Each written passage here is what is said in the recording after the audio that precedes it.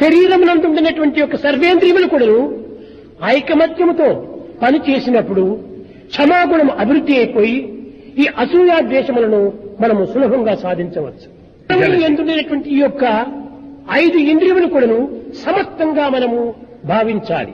ఇందులో ఏ ఒక్కదానికి విరోధం సంభవించినా కేవలము ఒక జీవితమే కొంతవరకును కుంటుపడిపోతుంది.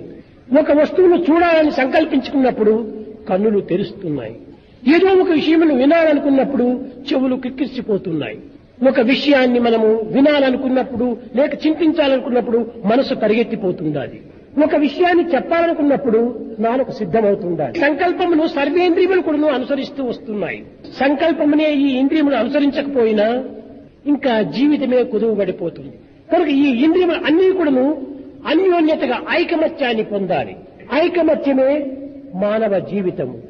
ఆచరణే దీని అభివృద్ధికి కారణము. అట్లు కాకుండా అసూయతో ఈ యొక్క ఇంద్రియములు ఒకదానినొకటి ద్వేషిస్తూ రావటం చేత అనేక చిక్కులకు గురి అయిపోతాయి.